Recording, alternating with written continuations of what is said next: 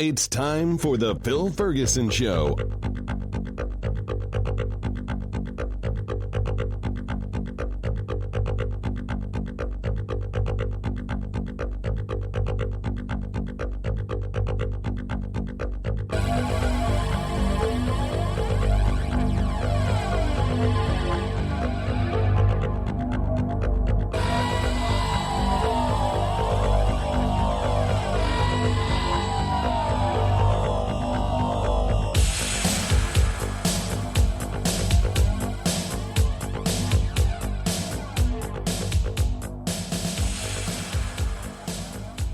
This is Phil Ferguson, and you are listening to the cleverly titled The Phil Ferguson Show. This is show 378. Oh my God, 378 of these.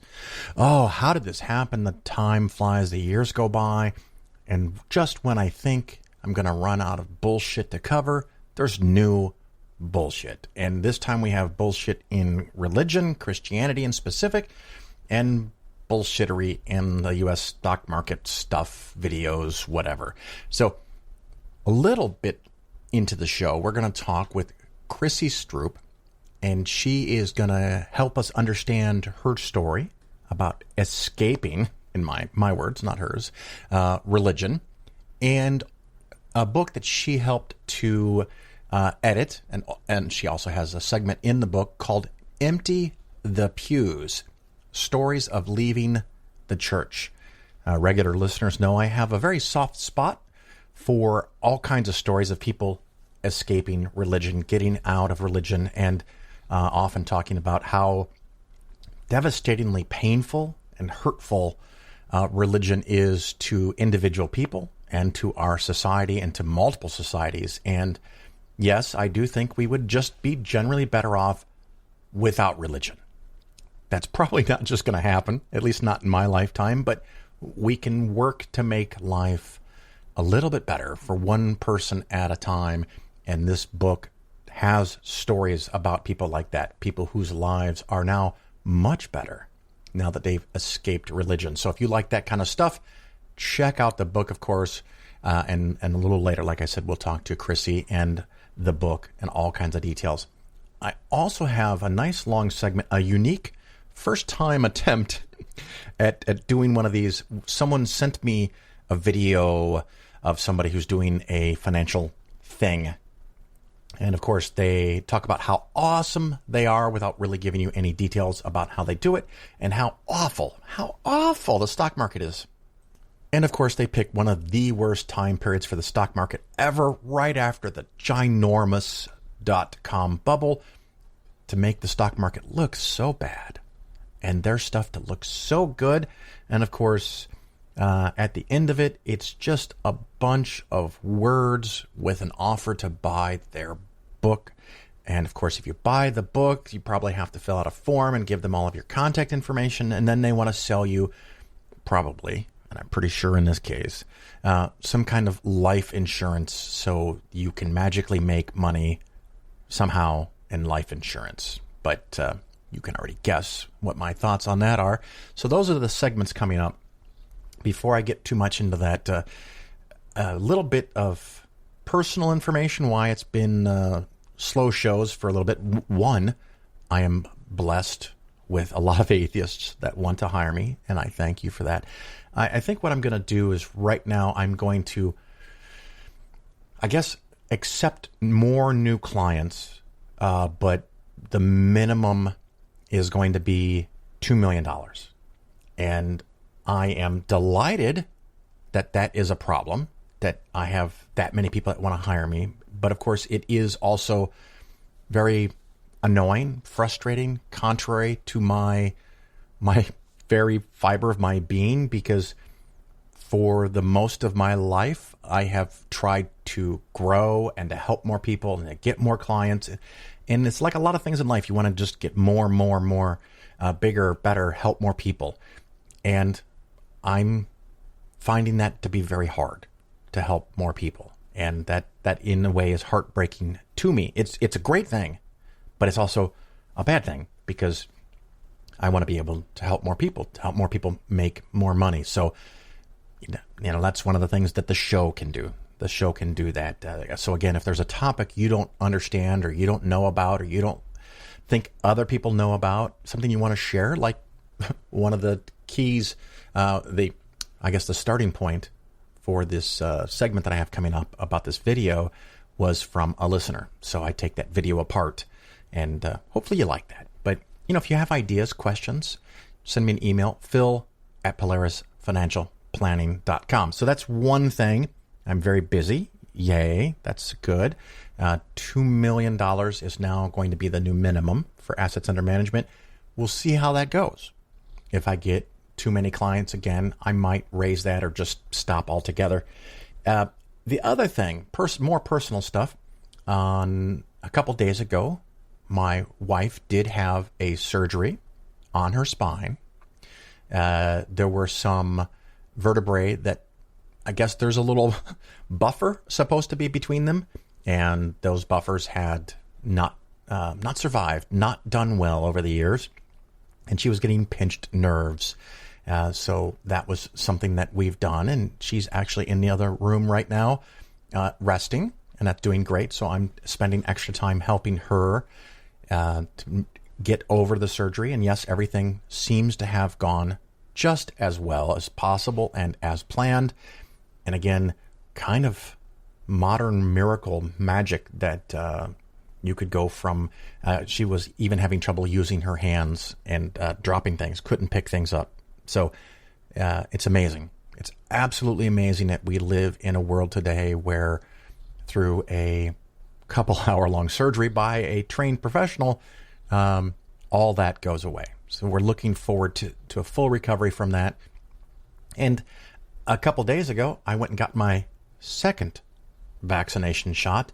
The first one had virtually no side effects. The second one was still relatively mild, but it did have some effects. And I didn't have a fever, but I did have body ache for about 12 hours, which is really not that bad. I mean, really, in the whole picture of things, not that bad. So I do have my second shot. I'm very delighted about that. What I'm very annoyed about is that I had to go from the Chicago suburbs down to Springfield, Illinois, because that was the first and only place I could find, or I could get an appointment. Apparently, I'm not old enough. I'm not quite fat enough.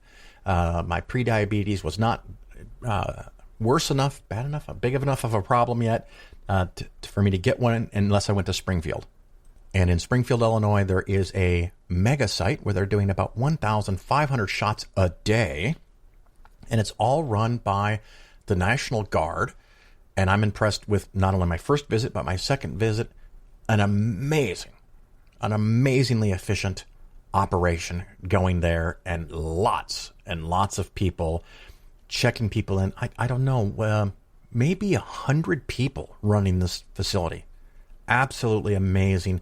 Very impressed, National Guard. Well done. Whoever organizes those young men and women, most of them were great. The nurses, whether they're in the Guard or just local nurses, very professional, very efficient. And I think a lot of this has to do with the fact that we have a different president who actually gives a shit and put forth the time and effort and the resources to fix the fucking problem. We were having a couple of 100,000 shots a day by the end of December. When Trump had promised 20 million by the end of December, we had 3 million. An absolute, utter, technical, ethical, moral collapse of our system. And if you want to think government looks bad, you put someone like Trump in charge of it, and it looks pretty fucking bad. And now we're 2 to 2.5 million to 3 million, on our way to 4 million vaccinations a day, and ever increasing amounts. And I'm hopeful and also sad that in a few weeks now, maybe a few months, we're going to get to a point where we have more vaccinations available than people actually signing up to take them because of vaccine hesitancy. And for some people, it's totally reasonable and not unsurprising that they might not trust the government. But also part of it is from the anti-vax movement, which is anti-intellectual, anti-scientific, And it's part of some of the stuff that I fight, that we don't want stupid people doing stupid things. And it's all about learning more things and doing better and becoming better. And part of that problem, of course, not surprising to hear me say it, comes from the source of religion. So we're going to have talks about religion. We're going to have talks about money. And yes, I'm doing well, just very, very busy, and enjoy all this stuff. And I'll maybe have a few words to say on the back end of this fantastic show. So strap in. We're going to have some fun.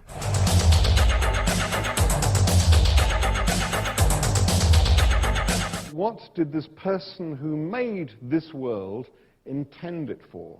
And this is the point where you think, well, it fits me very well. You know, the caves and the forests and the stream and the mammoths. He must have made it for me.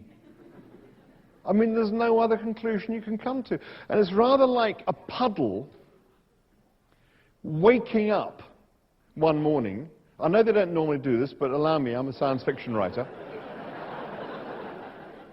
A puddle wakes up one morning and thinks, this is a very interesting world I find myself in. It fits me very neatly. In fact, it fits me so neatly, I mean, really precise, isn't it?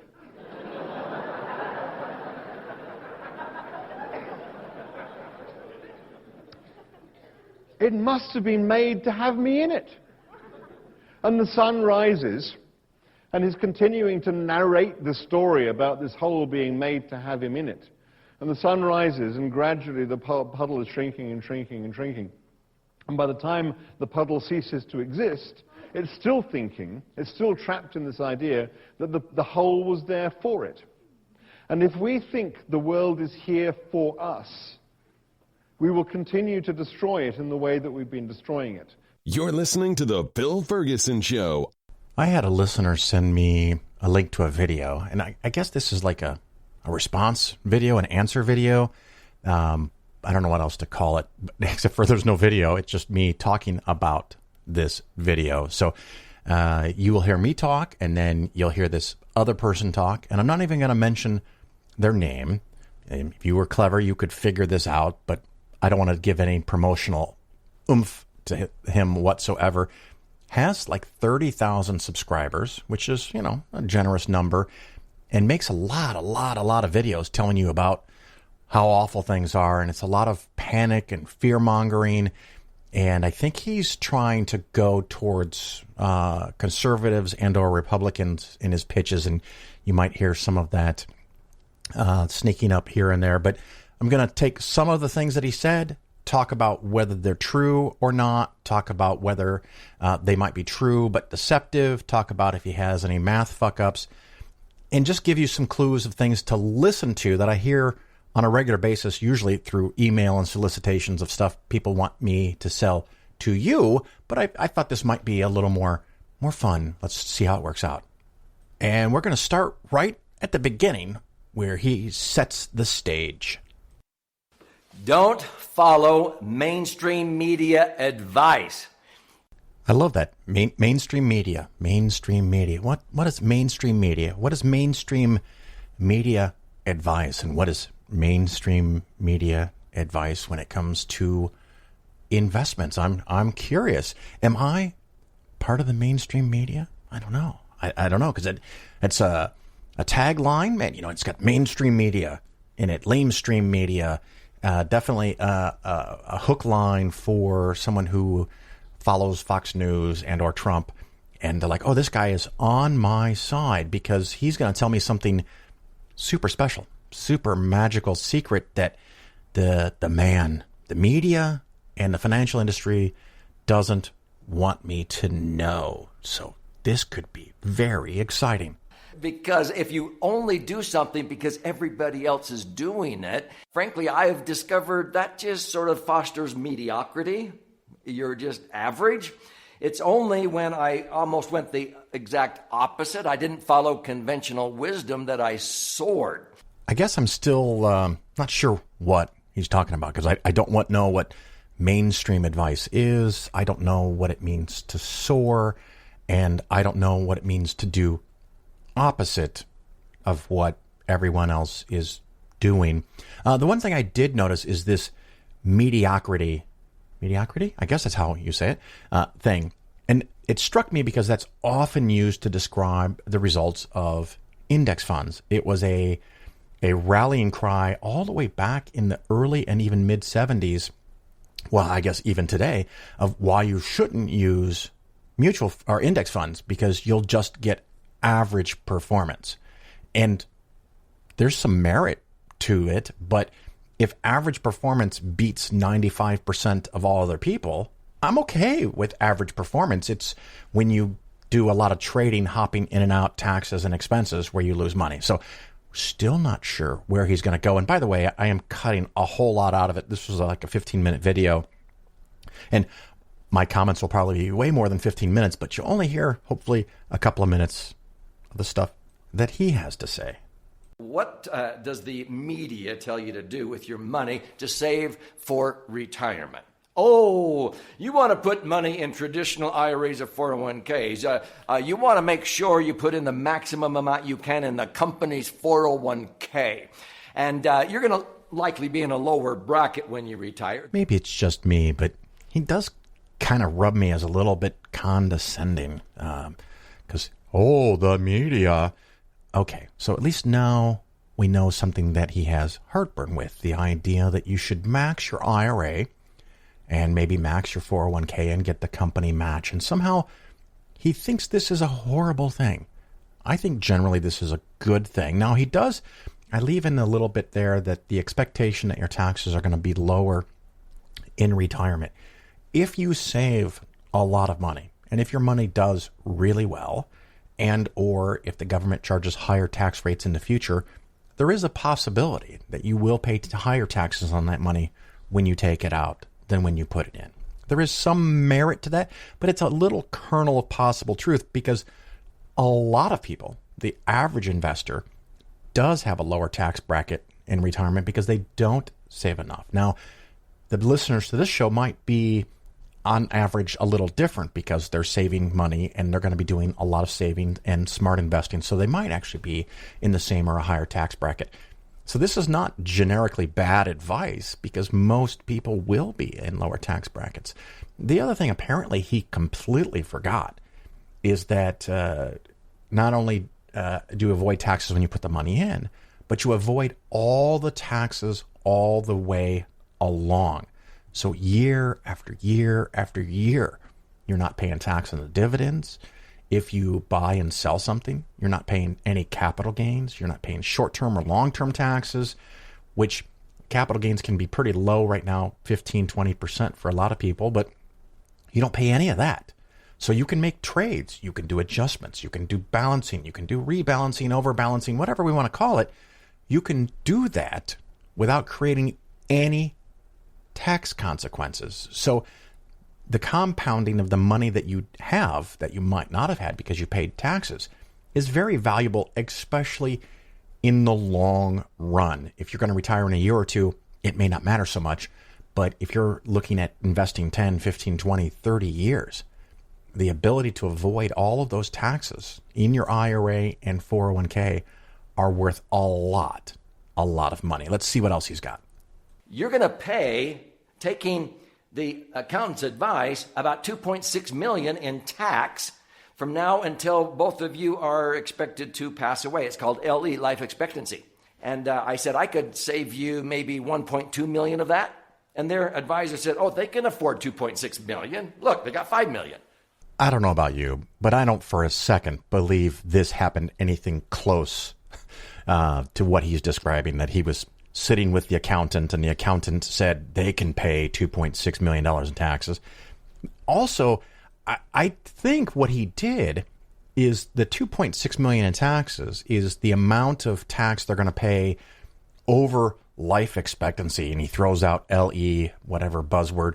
So that means if you're taking out 4 or 5 or 6% of your money every year, year after year after year after year, for 10, 15, 20, 30 years, that might be the amount of tax you have to pay on all of the money coming out of your IRA, rollover IRA, or 401k.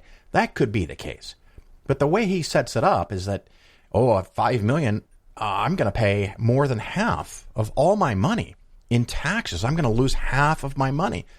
No, you're not going to lose half your fucking money. If you're in the tax bracket of 35%, which means you did great, and you've got $5 million, and you take out $250,000, you might pay 30% tax on that. But that means you can take out $250,000 year after year after year, and not only have $250,000 of income, which you would have to pay tax on, but still pocket, still keep, still own the $5 million portfolio that can then go to your descendants or the person of your choice or a charity. And if it goes to a charity, the charity pays no taxes. It used to be in the past that that money could then go to your kids and they could pay taxes only on the amount they take out year after year after year for 20, 30, 40, 50 more years. That has been changed to a 10-year maximum. So if you live 25 years plus 10 more years for your kids, you're still avoiding taxes and still having that compound growth and all the taxes that you're avoiding on the money you don't take out for 30, 40, 50 years. So I think that's where he's going. And maybe what he said is true, precisely true. I don't know the math that he used, but it's misleading. And I find it kind of annoying. A Roth could be a step in the right direction, but I've never owned not only an IRA or 401k, I've never owned a Roth IRA or 401k. After several minutes of repeating some of the false claims that he said before, of course, he has this little nugget here about Roth IRAs, and he's never owned one. Well, that's great. You don't have to fucking own one to know how it works. And if you want to avoid taxes, why would you just skip over this thing? Now, the one side or disadvantage of a Roth is that you earn money, you pay tax on it, and then you put it in the Roth. The nice thing about the Roth is no matter how big it grows in the future, you don't pay tax on it. You still get that same avoidance of tax all along while you trade and adjust. And often with the 401ks, by the way, I forgot to mention this earlier, you can do rebalancing pretty easily, almost always with no fees, costs, transactions, and no tax consequences. All of that is true in the Roth IRA. So you could get all the benefits you could ever want as far as avoiding taxes in a Roth IRA, and he just dismisses it out of hand because he's never owned one. And twice from 2000 to 2012, they saw that nest egg dwindle in value 40%. If you had $1 million, it went down to 600,000 two times during that decade and barely came back to break even. Awesome. This is something I know, and it's very, very common whenever you talk to somebody that has something to sell that is, I don't know, different than stock and bond investing. And maybe there's things that are fantastic, but they almost always have to compare themselves against worse case scenarios. So very often they start in the year 2000 because in 2000, 2001, 2002, you had 3 negative years in a row. That was right after the dot-com bubble. And of course, in 2008, there was a big drop because of the capital crunch, real estate bubble, and a lot of fuckery that was going on then. And so that 8-year time period is actually the single worst 8-year time period in the last 100 years. So they have picked out an 8, in this case, a 12-year time period. I don't know why he picked 12-year time period. Why did he end in 2012 when he actually recorded this in 2021? He ignored what has happened in the last 9 years. But as an example, if you put $100,000 in the S&P 500, and you can go pull up this data on Wikipedia S&P 500, at the very beginning of calendar year 2000, you did lose about 37% of your money over those 3 years. Very bad. Of course, you bought at the peak. You bought after the market went up a ton. Matter of fact, the 5 years before that moment in time, the U.S. stock market went up 28.5% per year for 5 years in a row, at least on average. So if instead you had put $100,000 in at the start of 1995, you would have $351,000. From $100,000 to $351,000, 5 years later. If you lost 40% of that, this is what he's talking about, a 40% loss. Again, a relatively accurate number from him. I'm very surprised. But if you lost 40% of $351,000, that's what 170, 180, 200,000, 200 plus thousand when you started with 100,000 5 years earlier? You've done amazingly well. So why did he pick 2000 as the starting point and not 1995? Because it fits the narrative. He has something to sell you. The other interesting thing is that he started with 2000 to 2012. Again, according to the S&P 500, your $100,000 put in at the worst moment, right at the height of the dot-com bubble. And again, experiencing the entire capital crunch and the housing market collapse. He picked 2012. At that point in time, you would have $124,000. You didn't make a ton of money over 12 years. I'll grant you that. But you did make money. That was if you only had a $100,000 contribution back in January 1st of 2000 and never added anything to it. But since he's trying to bash, poorly, I think, IRAs and 401ks, a more realistic scenario is that you start investing in the year 2000. And so you invest $10,000 in 2000, $10,000 in 2001, $10,000 in 2002. And you keep doing that all the way until pretty close to today. And I'm going to say till the end of 2020 because I like to use full calendar years, so I'm not cherry picking dates. So I'm going to start with the worst possible time you started investing, January 1st of 2020, because that's where he did. Just for comparison's sakes, you add $10,000 per year, 21 years you do this, inclusive 2000 to 2020. You've contributed $210,000 based on the returns of the S&P 500, appreciation and dividends in an account that has no tax consequences whatsoever, like an IRA or a 401k. Your portfolio would now be $715,000, and that's an annual return of about 7.5% per year because we started at a great big peak right at the end of the bubble. If you went back 5 more years, your portfolio would be much, much, much bigger. But we're not going to do that. We're going to start with 2000, what he started with, going to 2020, adding 10 grand a year, total contributions of 210, you have $715,000.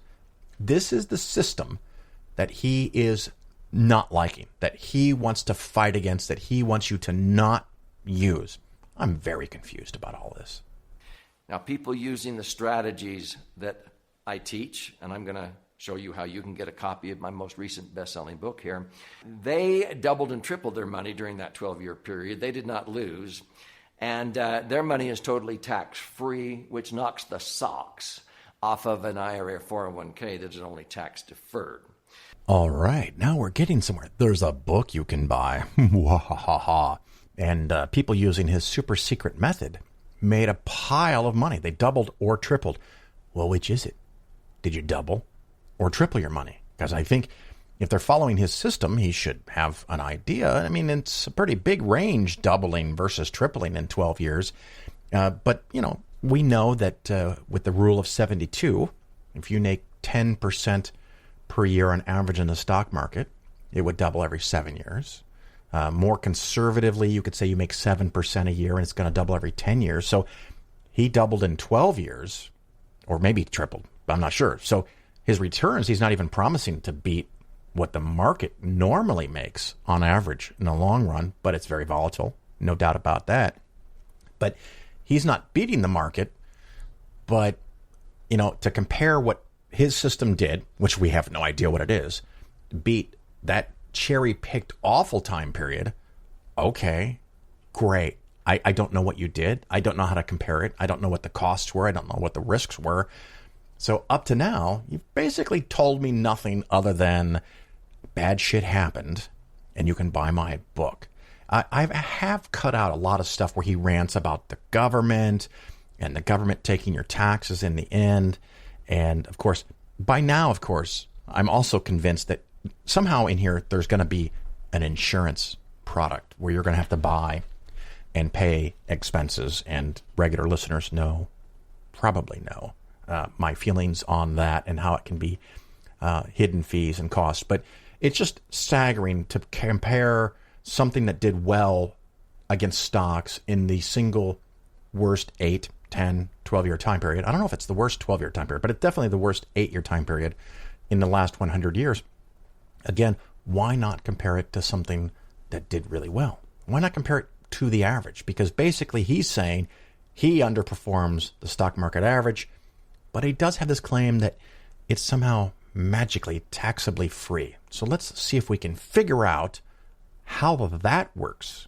The advice is don't follow the herd. Well, the herd is the general financial services industry.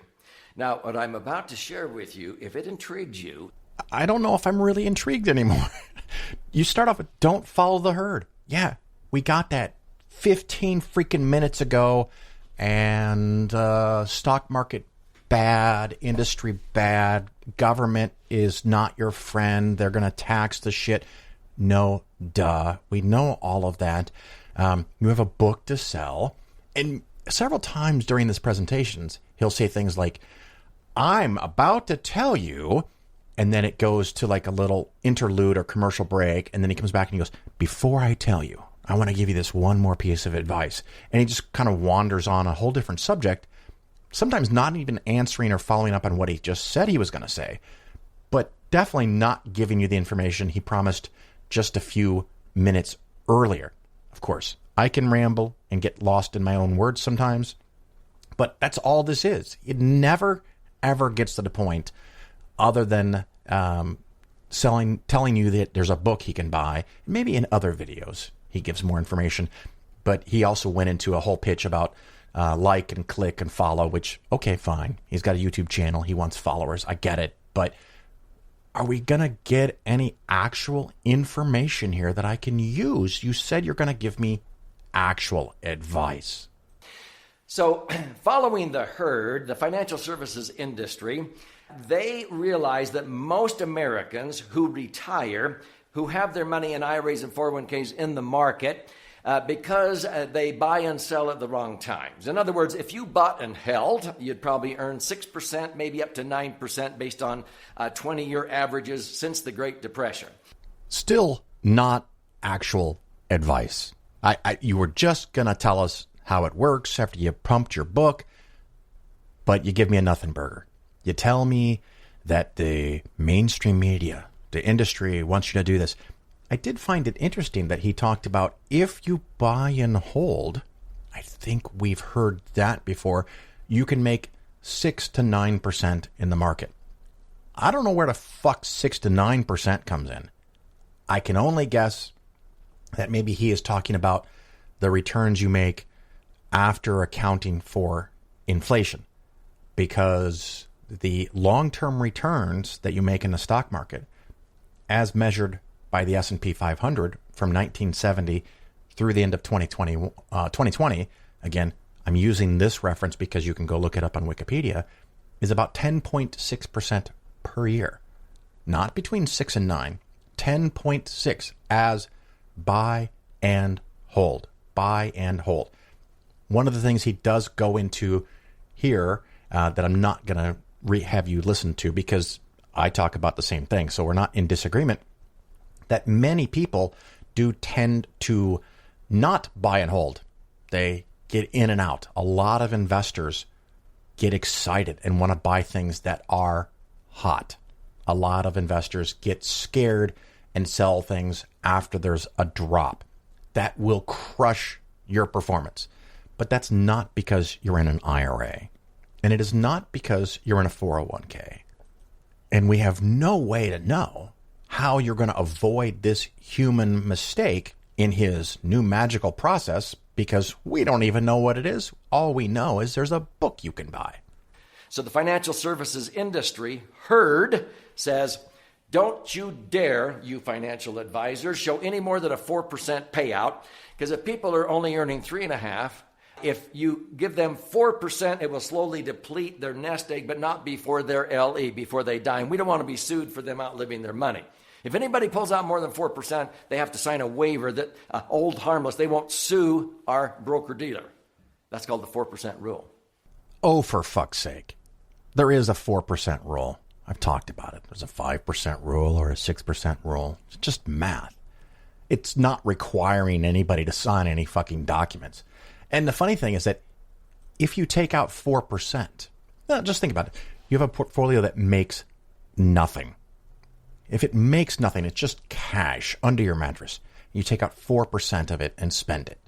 You can do that for 25 fucking years.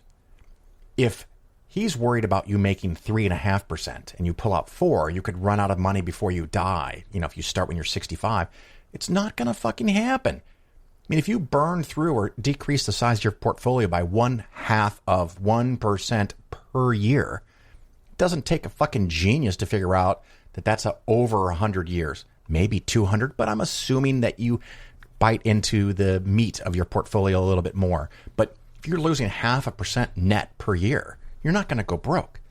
The reason the 4% rule was created was to take into account the volatility a portfolio might have. So if you have $1 million portfolio, you can take out 4% or $40,000. The concern comes from if you have a year like 2008, where your portfolio maybe drops 40%, 37 technically, but let's say it's dropped 40% to $600,000. You still take out 40 grand. You're not taking out 4% anymore. You're taking out a much bigger chunk. Make it easy math. If it falls to 500,000 and you take out 40 grand still, now you're taking out 8% of your portfolio. That's a problem. That can be a problem, especially if you're young. I mean, if you're 90, what do you care? But so to make it all about this 4% thing, and you have to sign a document, and the industry knows, and they don't want to get sued because you run out of money. What a load of crap. And of course, the load of crap is we still have no idea how he's going to make a whole bunch of money and avoid taxes. So far, it sounds like magic, and like any good magician, he doesn't want to show me how the trick is done. See, if I have $1 million in my favorite vehicle called the laser fund, because I didn't follow the herd, my $1 million can generate 9% tax-free. So I pull out $90,000 out of my $1 million, and I don't have to pay tax. $90,000 is how much more than $30,000? Don't say 60. It's 300% more. It's 3 times as much income, and it never depletes the principal because that is the net.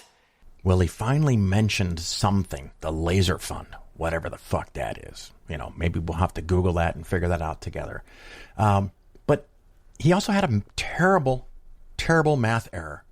I don't know if you caught it because it's a very short segment, and it's a very common thing for people to do, and it really kind of drives me nuts. He said that he can take out 90,000 versus 30,000, which he's using the 4% rule minus 25% tax. He did explain that in the video in his rambling. Of course, he forgot that the 4% is not just interest, and that your $1 million portfolio should appreciate in time, in value, and you can take out the 4% in perpetuity plus appreciation for inflation, whatever, all that. But even his numbers, 30,000 versus 90,000. He says it's 3 times bigger, 300% more money. That is wrong.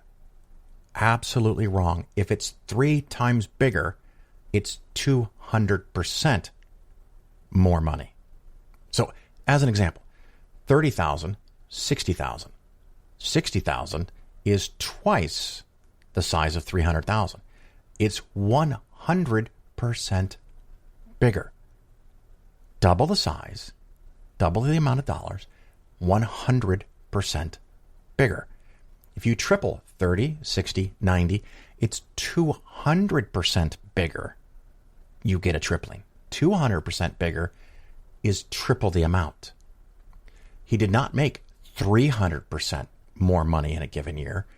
He made 200%. Now, I don't even know that he does that, but if he makes 200% more, it's triple the money, not 300%. I don't know. Maybe that bothers me more than it should, but if you can't do basic percentages, why am I going to take his long-term financial advice at all? I mean, that's what you can have by not following the herd. Is this making sense?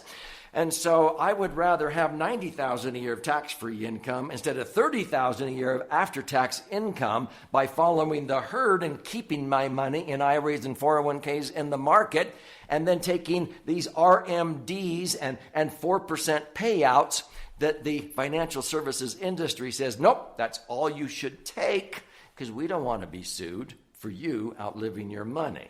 That really is basically the end of the video. He just repeats some of his bullshit, and of course the industry doesn't want to be sued for you running out of your money. That's such hokey nonsense.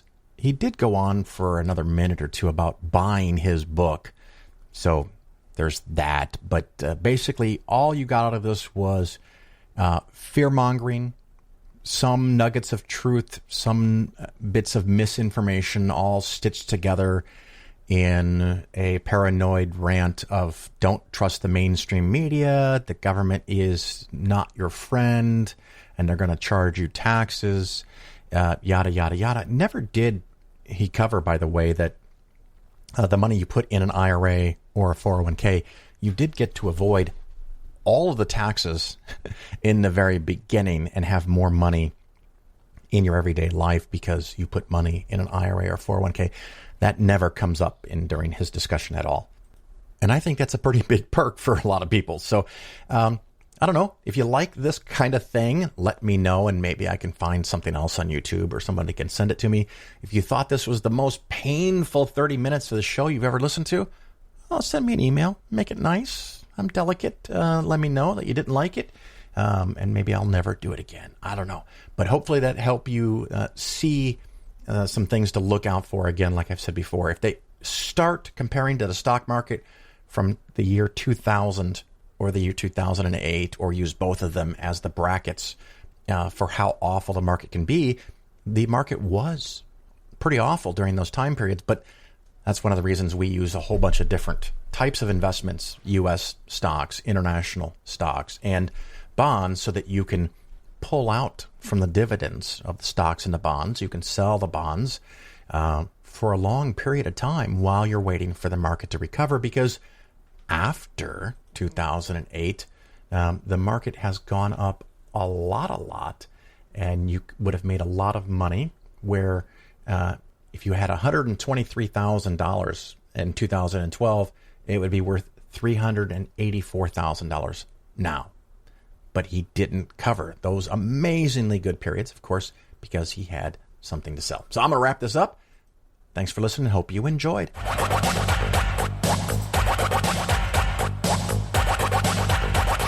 The Phil Ferguson Show is for educational purposes only. Nothing said on the show should be interpreted as personalized investment advice. Your investments should be based on your situation, and you should consult with your financial advisor before taking any action. The show may contain ads. These ads are placed into the show by the hosting company after I finish recording and editing. I have little control over the content of the ads, and you should not assume that I support their products or claims. If you choose to support the show via the new Patreon page, that support does not create an advisor-client relationship. So how do we justify, as it were, faith that science will give us the truth? It works.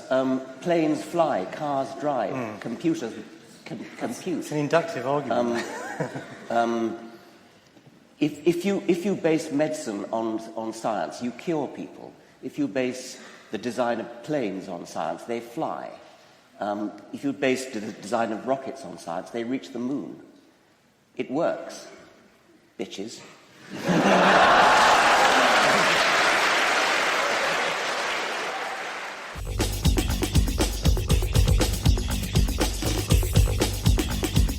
You're listening to The Bill Ferguson Show. Next part of our show today, we are going to talk to Chrissy Stroop. How are you today?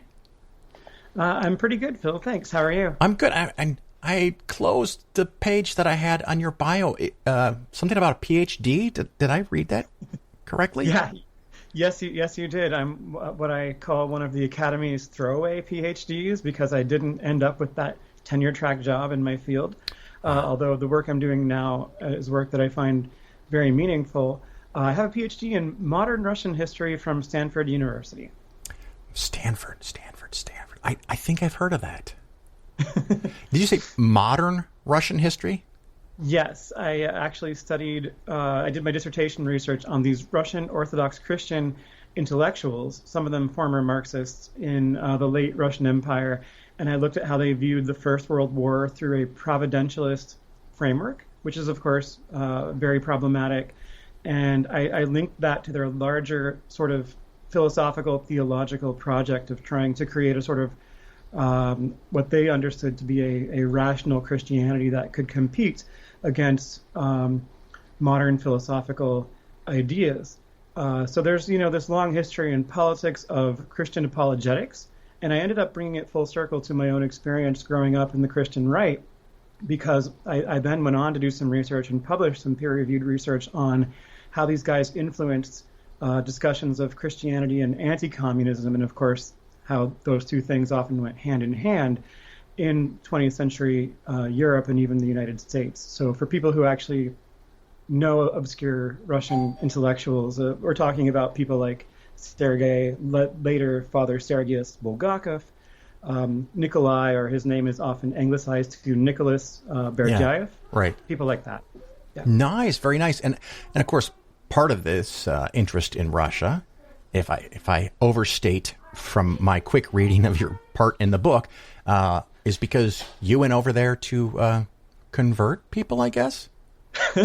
Yeah, you could put it that way. Yeah. It's something that has been embarrassing to me to talk about for the last little bit more than 20 years at this point, but I finally spilled the beans on it in my essay contribution to my co-edited anthology of personal essays, Empty the Pews, Stories of Leaving the Church. I thought, okay, it's been 20 years.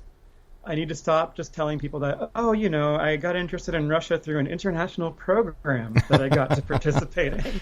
A program. Wink, wink.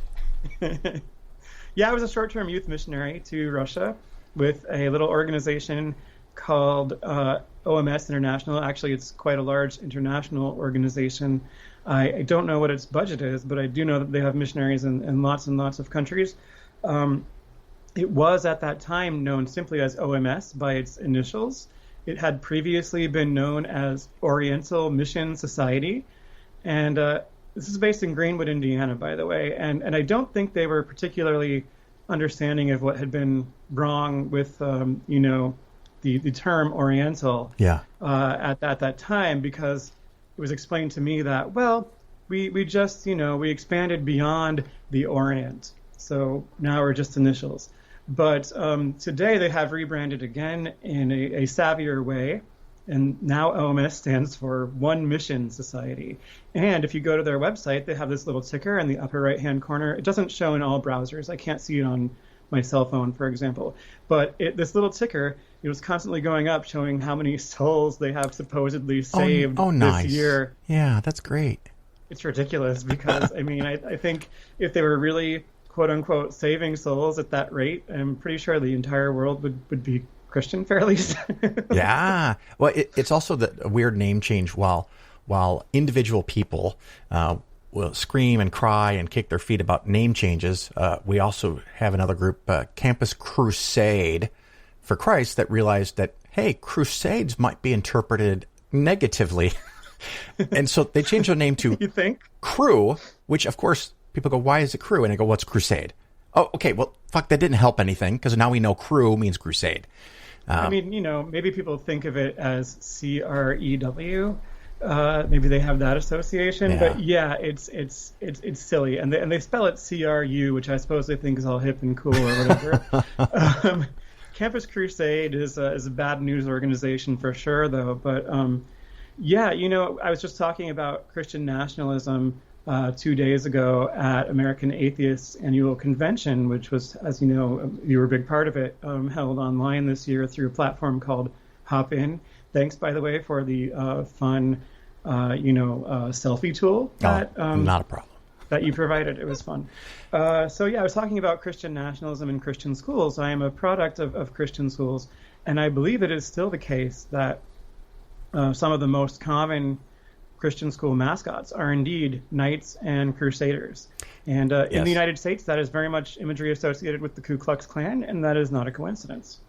Yeah, it's interesting when you dig into history of anywhere, how things go back. Just like abortion became a selling point for what are we going to call these large unified companies and religious leaders all at the time, a weird combination, because they found out that they could actually get some traction with that far better than saying, hey, we want to cut taxes for the rich, because that doesn't go well. And then, of course, for the Christians, they wanted to say, we really want to keep being racists and have our own little schools where we can accept or deny anybody we want. But when we say that out loud, some people don't like what we say. So it's about abortion. It's an amazing evolution. Yeah, and it absolutely is a cover for ongoing white supremacism. Yes. You still hear, of a lot of incidents of people, even in Christian schools, that are much more integrated now than they used to be. And I know this because I'm a graduate of Heritage Christian School in Indianapolis, and I created a little Facebook group for alumni of that school who are, no longer believers, or at least are very critical of evangelical subculture. Yeah. Critical of the kind of ideology that the school pushes on everybody, and the school is very much an indoctrination machine. And so I know that school takes a lot of voucher funding, and that school has changed a lot in recent years, though. It does have far more students of color than it used to. But I have heard from very recent alumni of color, that white kids in the school told them they couldn't date them because they can't be unequally yoked. Yeah. Which of course refers to a verse in the Bible that was written by Paul, and it's quite, I think, anachronistic to interpret it in terms of don't date people outside your race. But it's very important to say that in U.S. history, it has been interpreted that way for a very, very long time. When I was growing up, I'm from the kind of evangelicals that want to be known as not racist, so we were told unequally yoked means don't marry someone who's not a Christian. And of course, that meant a conservative Christian like you who understands that Christians believe in young earth creationism, want to ban abortion, want to keep queers from having rights, and always vote Republican. So in other words, white people. It's interesting because the unequally yoked phrase almost led to me being divorced. Oh, wow, really? Yes, because my current wife, my only wife, years ago when she was having some difficult times, people in the church would tell her things like, well, the reason you're having problems is because you are unequally yoked, i.e. married to an atheist. And they also, from time to time, would tell her that you don't actually need to take that medicine that you're taking. You need to fix your relationship with Jesus. That's all too common in evangelical churches, the denial of mental health as a real issue. There are evangelicals who are fine with antidepressants and that sort of thing, but there are also a lot of them who are all, depression's not a real disease. It's a spiritual oppression. It means you have somehow started harboring sin in your life or something. You've let demons influence you. You just need more prayer. You just need more Jesus. Just double down on Jesus, and you'll stop being depressed. And, if you can't, play along and force yourself to believe that and act like it's true, there can be some serious social consequences. Oh, absolutely. So that was, thankfully, in a weird way, some of those negative bits of information are what helped my wife get out of religion, because she's very smart, and she would go, I don't think that's how that works, and opened up cracks that became bigger and bigger. And of course, I'm there with the watering can, feeding the seeds, saying, oh, keep growing. You're on your way. So that's good. But yeah, the book, again, you mentioned it. I want to make sure we're really clear. The book is called Empty the Pews, Stories of Leaving the Church. and it's edited by you and Lauren O'Neill. Yes, my friend Lauren O'Neill. We met at Stanford. I was a grad student. She was an undergrad working in the main library there, Green Library. And we started talking about some things. You know, she was raised Presbyterian, PCA, so the more conservative, but, you know, still relatively mainline and in the San Francisco Bay Area. And yet she still internalized a lot of very negative things from this Presbyterian understanding of Christianity that she grew up with. It created a lot of, self-hatred for her, and she just had to let go of it and become an atheist. Her essay in the book, I think, is a really interesting one where she talks about Christian theology as sort of an eating disorder of the soul. As someone who has struggled with eating disorders and has that with other people in her family. And she compares Christianity as she was taught it to diet culture in this really interesting way, and how we even tend to advertise foods as, decadent or innocent and things like that. And so, mainstream American diet culture and Christianity both seem to teach, particularly women, that that we would be at our most pure and most good if we could just become basically nothing. Oh, yeah, just something to look at, but stay silent. Yeah, absolutely amazing. Of course, the book has many, many stories and many different authors, and I have a very soft spot, and I've done it in the show in the past where I've had people come on and talk about their journeys out of religion, which is one of the main, if not the main purpose of this book. And there's sections, section 1, purity, culture, sexuality, queerness, part 2, focusing on the family. Nice play on words there. 3, trauma and abuse in Christian context. 4, American Christianity. Diasporas? Oh, I don't know how to pronounce that word. I know the word. Diasporas. Diasporas. Man, I should have been able to nail that. And missions. You want to edit that out? Like, just go back and... No. My listeners know that I fuck shit up. It's all good. Intellectual odysseys. So that is fantastic. And you, of course, talked about, some of the Russia stuff that you went over there.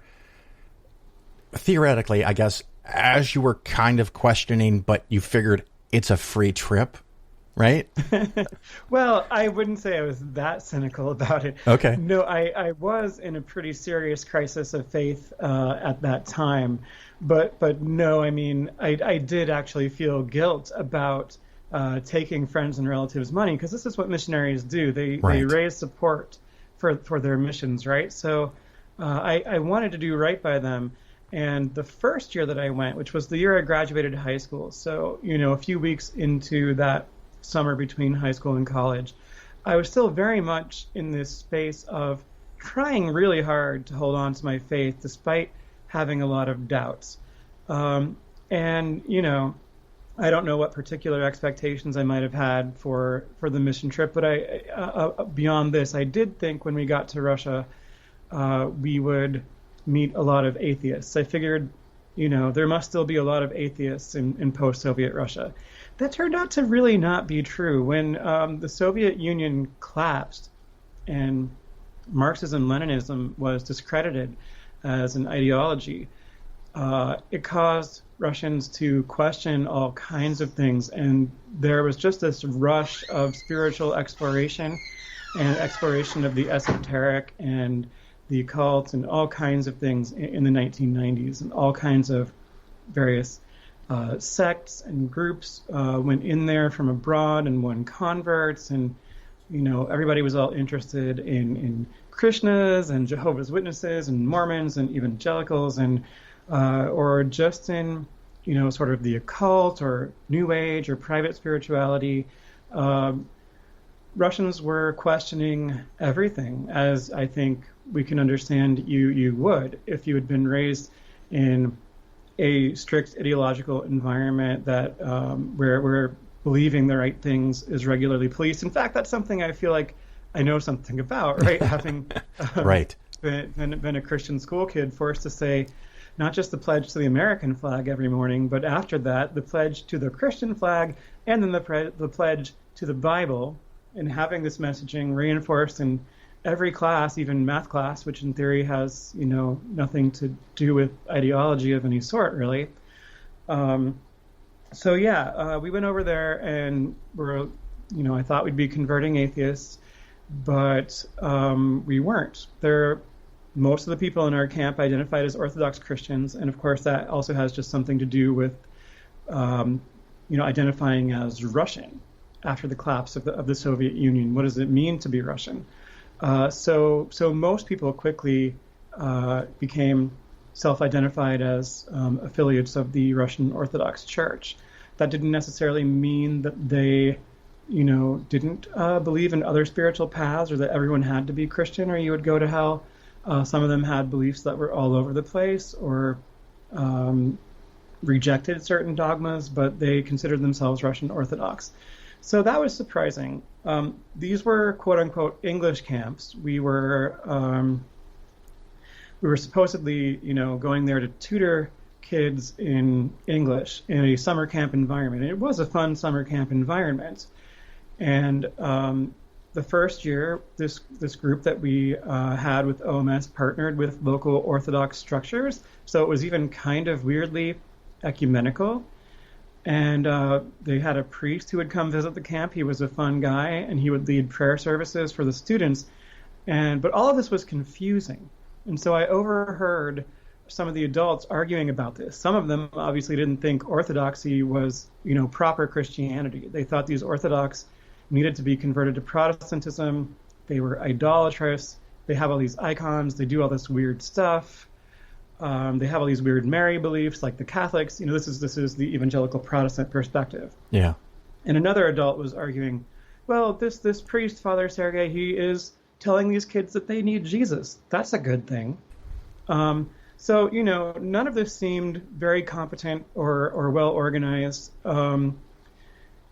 And none of the adults seemed to be really fluent in Russian. I mean, even the guy who did understand more of it and was the one who did the talking in Russian, he always sounded like he was really struggling with it to me. And so that disappointed me too. And then at the front end and the back end of this trip, we were in Moscow getting to do some tourist stuff. We were never actually trained in how to tutor people in English, though. We did have tutoring sessions where we worked with translations, English translations from the Bible. So real sneaky there. And we shared our testimonies, as evangelicals do, which is where you get up in front of people and you talk about your story of how you were a horrible sinner and then you got saved by Jesus. And that is really hard to do when you grew up in a quote-unquote Christian home, is how they tend to phrase it, right? So when you prayed the prayer with your dad when you were like 4 years old, what do you say to show transformation in your life? Everybody, whether they admit it or not, like everybody in evangelical subculture who grew up in it envies like all the cool people who talk about having been horrible drug addicts and everything else, because they have way better testimonies than you. Right. Before they converted. So yeah, I didn't like sharing testimonies. I was very confused, thinking that we were there to convert atheists, but then it turned out there were a bunch of Christians there, and the adults couldn't even decide whether we needed to convert them away from their Christianity or not.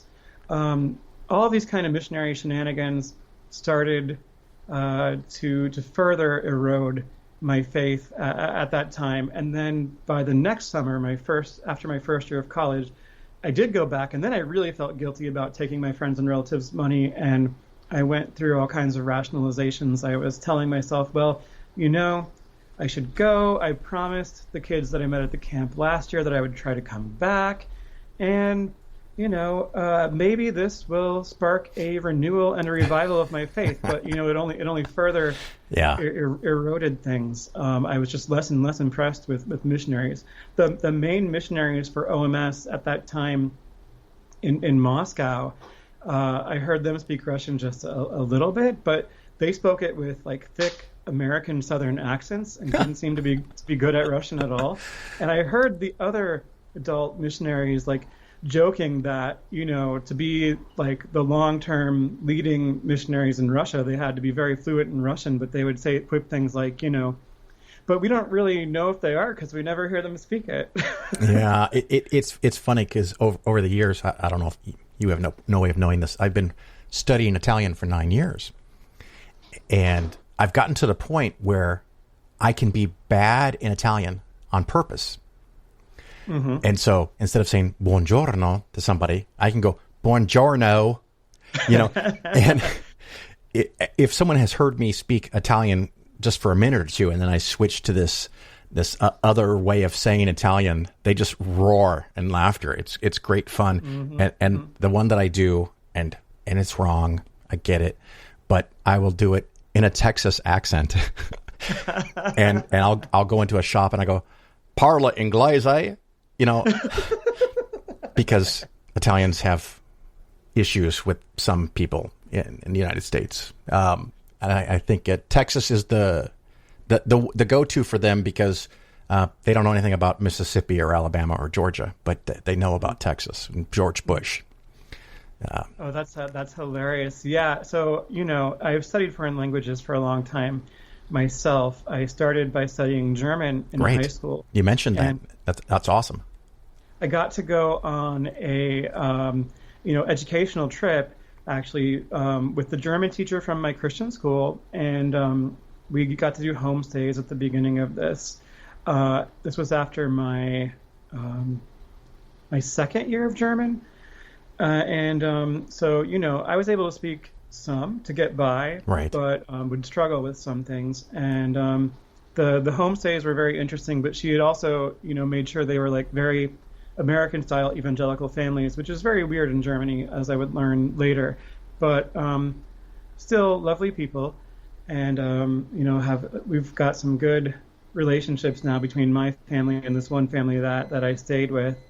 But so on this trip we had homestays, but then we also did this thing where you go on one of these kind of classic American tours of Europe where you're on a bus full of Americans and you visit like you'll visit like maybe 7 countries in 9 days or something like that. Yeah.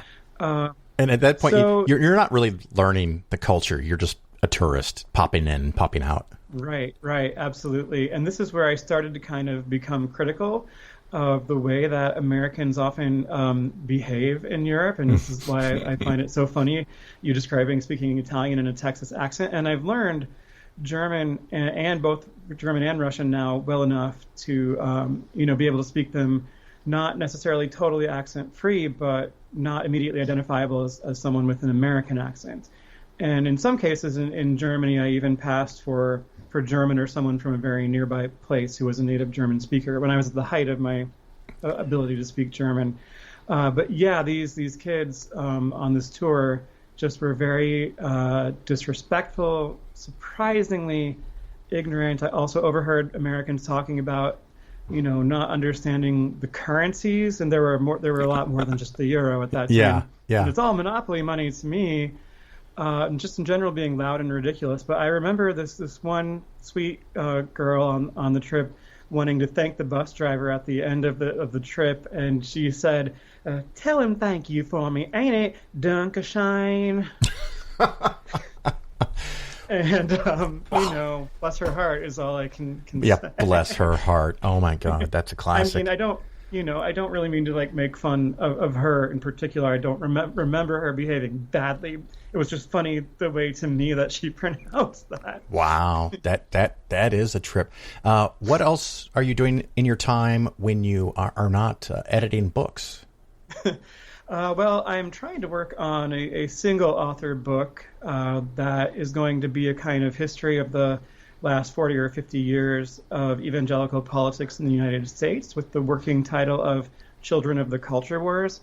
And I want it to be, as sort of opposed to a lot of the histories that we've seen recently, one that comes from the perspective of people who were raised in this as children to be culture wars, mobilized for right-wing political activity as kids, and then came to reject this as adults. I think that's an important perspective to get out there. That's part of what I was trying to do with Empty the Pews as well, what Lauren and I were trying to do by highlighting the voices of a diverse group of authors who have left conservative Christianity. And the book includes ex-Mormons, ex-Catholics, and ex-evangelicals, and Lauren is the token ex-mainline, but mostly ex-evangelicals of various sorts.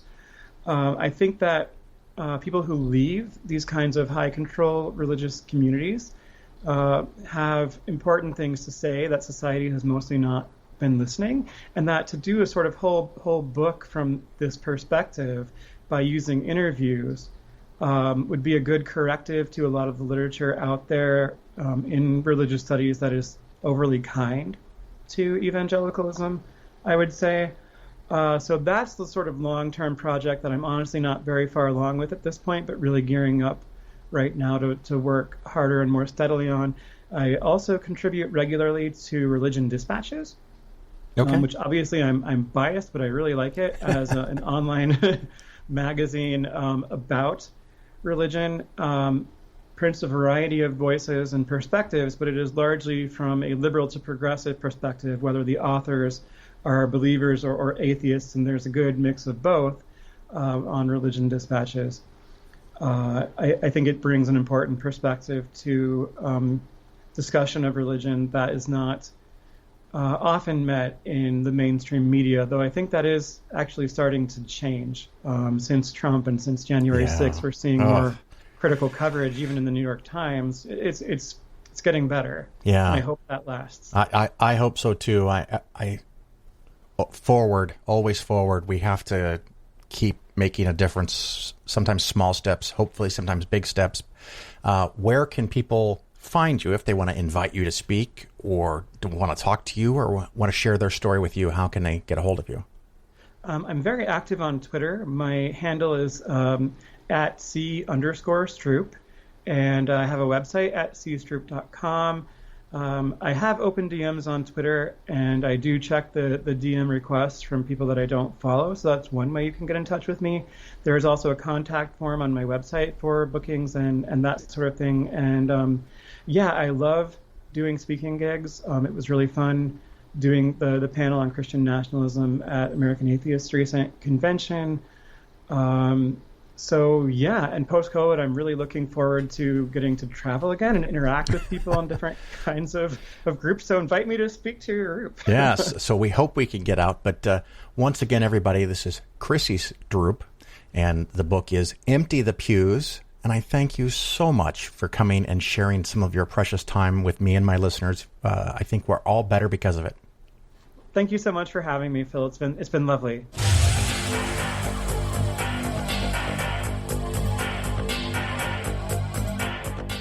I blame myself.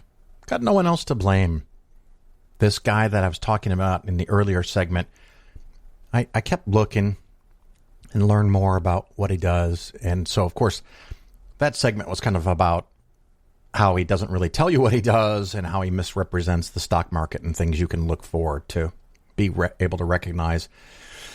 And now I started looking into what he actually does. And I realized I know what my segment must be for the next show. So I'm going to talk about that, but I'm going to talk about that next episode. So I don't want to repeat myself because I haven't even finished all my research, but it's not good. I'm not happy. Not happy at all. The very fact that I talked about this guy, even though I didn't give you his name, I'm worried someone might find out who he is and someone might be convinced by the stuff that he says. So, it's my fault. I made this.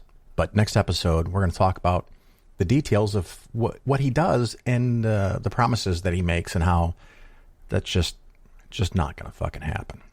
So anyway, the other fun little bit of news, just as I'm getting ready to record this closing segment, Google Map Timeline sent me an email, which I don't really need. Thank you for spamming me, showing me all the places I've been recently. I haven't been fucking anywhere. That's just real fucking depressing. I think the most exotic place I went, and it was just a couple days ago, was Springfield, Illinois. From my home base near Chicago, I went all the way down to Springfield, Illinois. Woo, living the life. Sometimes these things are pretty cool because, like, I might have gone to Florida for a conference and L.A. for another conference, or Denver or Seattle, or I went down to Austin like I did last year was on the Atheist Experience and a couple other shows. But recently, where have I gone? Gone fucking nowhere. So I'm ready for this shit to be over, God damn it. And hopefully soon, again, like I mentioned earlier on, now that we have a competent government, federal government, things look like they can improve. So looking forward to that. And I also mentioned I did get my second vaccination shot, and I think I'm pretty much over the side effects. It was maybe half a day of a little bit of aches and pains and just kind of being a little cranky, I guess. So not so bad. But yeah, hopefully you enjoyed some of the good stuff. And like I tell you on a regular basis, if you have an idea or something that maybe seems too good to be true, or you want me to review a portfolio or something like that, of course, never send me any documents in your first email. I mean, nothing with personal information. And every once in a while, the other thing I get is someone will send me a link to something. I'm going to need a little text. If you just send me an email, hey, Phil, and then it has a weird link attached to it, I'm not going to review it. I'm not going to open it. I'm not going to click on it. I'm not going to take the chance. But if you say, hey, Phil, this is so-and-so, I listen to your show. I thought you might find this interesting. Take a look at this. Well, now there's a chance. At least I'll get to it. So a lot of good stuff this show. Had really good fun making it, and just trying to make a small difference in the world. And like I said, I hope you enjoyed it. And I'm going to wrap up because I'm just repeating myself here, babbling. I do appreciate you listening. Oh, I almost forgot. Thank you to all of the people. Amazing numbers of people that are going over to patreon.com/Phil. It's a kick and a buck or two for each episode. I thank you. That's very, very nice. I am going to start taking new clients for now with a $2 million minimum. And like I said in the beginning, that kind of breaks my heart. It's great news, but it breaks my heart that I am pretty much running out of bandwidth to be able to help more and more people. People have told me I could expand, but I've managed people before. It's not easy, and I don't want that to be the big chunk of my day. I'd like talking to people and going over their financial situations and trying to figure out how to make it better. So maybe I'll do more shows for a while. We'll see what happens. But thank you so much for listening. Oh, patreon.com/Phil. And or iTunes, Stitcher to leave a 5-star review. I greatly appreciate either one of those activities. If you can do one of them, that'd be great. I hope to see you somewhere this year in 2021. Maybe in the fall we'll have a conference we can all go to. Until then, ciao. See, that was supposed to be the end, but I forgot. I'm going to throw this in here, and I'm going to throw it at the very end, even after the end music. It is a little segment that Saturday Night Live did about non-fungible tokens. So it's a little bit of a funny thing, but I'm putting it at the very end. So if I get flagged for violating Saturday Night Live's rights, I've mentioned it. I've given them credit. Hopefully it's a small enough sample. But if it breaks everything, I may have to take it off. And I'll have all this text warning you that it's coming, and then it won't be there. That'd be weird. Talk to you later. Ciao.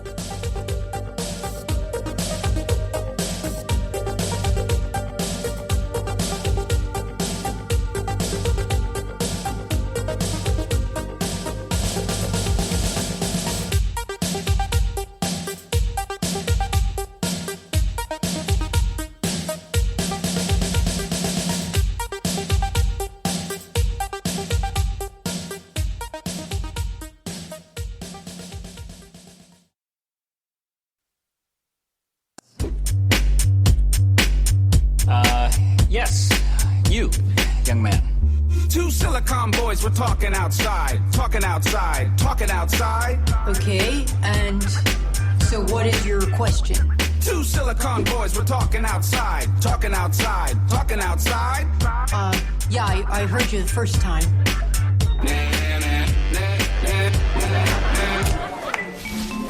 Now what the hell's an NFT? Apparently cryptocurrency.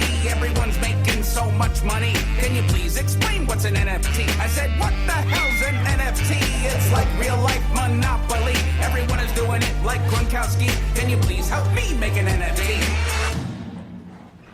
Son, I didn't understand a word you just said. Hey, thanks. That is not a compliment. I disagree. I actually see what you're saying, young man.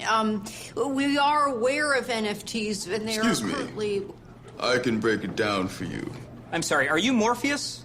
From the Matrix film series? No, but I do have pills if you need some. And the thing about NFTs is... Non-fungible. Here's a rhyme for eating Lunchables. I picture Colin Joseph's face. Very punchable. Digital images, Digimon doing scrimmages. Or I pick up a note with the Nintendo Switch. Dictionary with the pick and fat Jerry. I made it last night and now I got $3,000. And now I can buy me a gift for Peter Griffin crossing up all-star ballers who are taller. Look at these, if you please. Supreme Court Justice Chuck E. Cheese. Ben Margera and a Mini Cooper, Master Splinter. Amy Cooper, Tora, Adam Driver, having dinner. Hey, here's a Thanos that works for $24 million. It could be yours, and the prices go up and down, you see. So that explains an NFT. Okay, well, that was just a list of complete nonsense, but you're not totally wrong. Can anyone here expound on that a bit more eloquently? Anyone? What about you, man with the mop? Who, me? Well, I wasn't really paying attention, but if I had to explain NFTs, I'd probably say... Hey, here's the thing about NFTs. It's a non-fungible token, you see. Non-fungible means that it's unique. There can only be one like you and me. NFTs are insane. Built on a blockchain. That's right. A digital ledger of transactions. It records information on what's happening. When it's minted, you can sell it as art. And this concludes my rapping part. Wow, that's pretty much what I would have said, so thank you.